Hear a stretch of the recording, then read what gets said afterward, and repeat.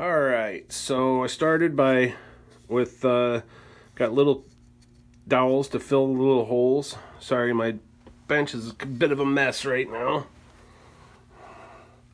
Some of these were filled by the previous horrible repairs with whatever the heck they use, but so these are little dowels that I sized to fit in the holes, and then I filled these with the dowels as you saw. But the final thing that I did is, and I'm going to have to do one more little bit because it shrank some, but I filled that with the fiberglass resin also.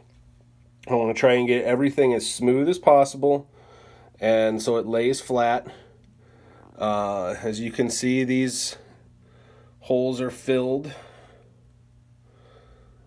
But anyway, guys, so I wanted to just kind of show you what I'm doing. There's all kinds of different ways I could go about this, but this thing I'm actually going to, since I told you about the using fiberglass resin as a sealer, I'm going to go ahead and do it on this guitar. I think it will aid in the strength and rigidity of this guitar. So I'll go about showing you how to do that when the time comes, but anyway, thanks for watching, guys. Hit that like and subscribe.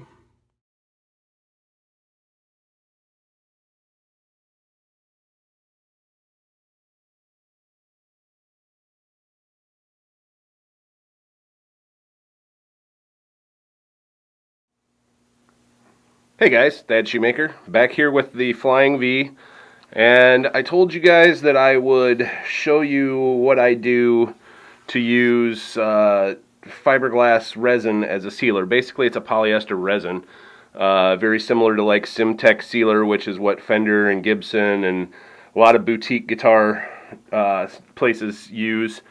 But anyway, so what I'm going to do here is I'm going to mix up some resin.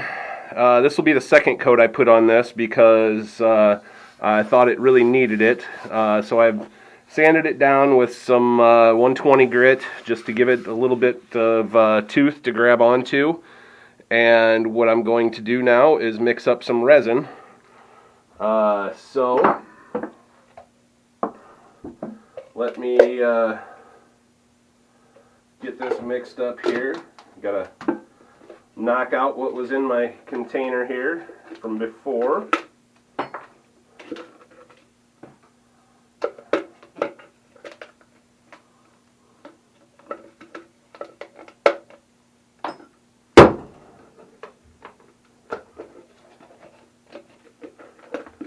Alright, so we got the container cleared.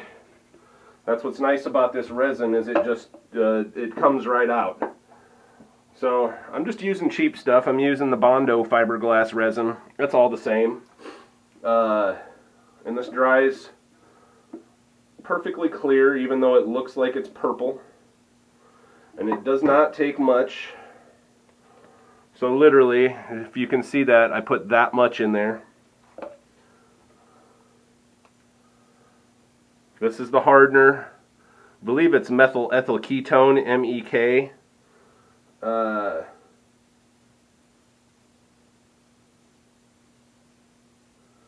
Put 10, 12 drops in there for this little bit. It's probably a little excessive, but and then just mix it up really, really good.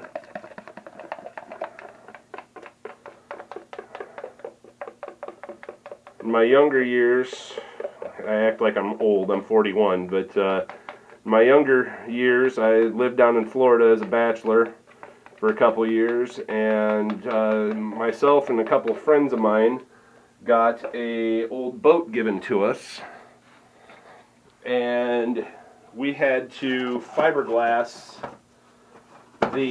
basically the entire boat. The boat needed repaired and had several holes in it. The transom on the back was just raw wood and needed to be fiberglassed. So anyway, that was my introduction to fiberglass. And then when I moved back, I worked with a friend of mine who had a hot rod shop, and he showed me how to make fiberglass hoods and make the molds that for the hoods off of a steel hood, and this material is good for so much. I mean, there's a lot you can do with fiberglass resin. As you can see, I mean, I filled in the holes. You definitely want to wear gloves. I use the 5mm gloves from Harbor Freight. The Hardy brand ones, they're good stuff. So the back and sides I don't need to redo, but I do want to get a nice good coat on this top here. I think I've got my mix going good enough here. So I'm literally going to pour this on here. Just a thin little bit. It don't take much.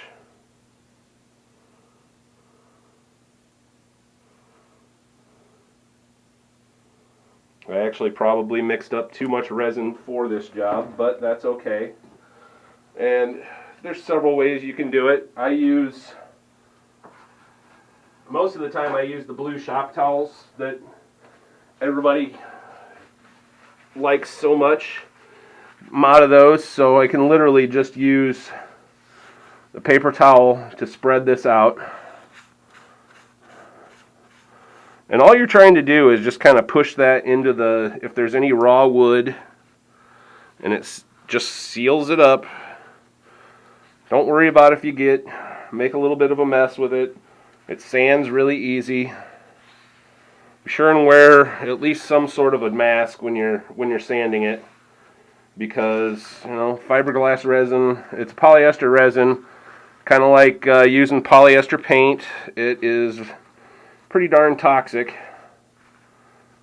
In fact, normally I'd be wearing a mask while my paint respirator while putting this on.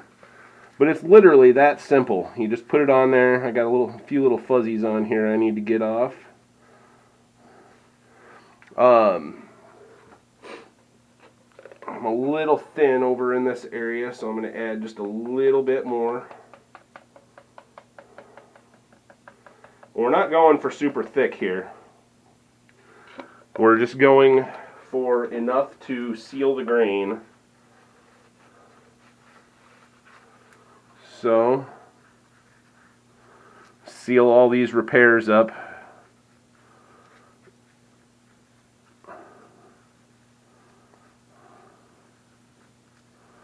And then in a few hours, I can sand this.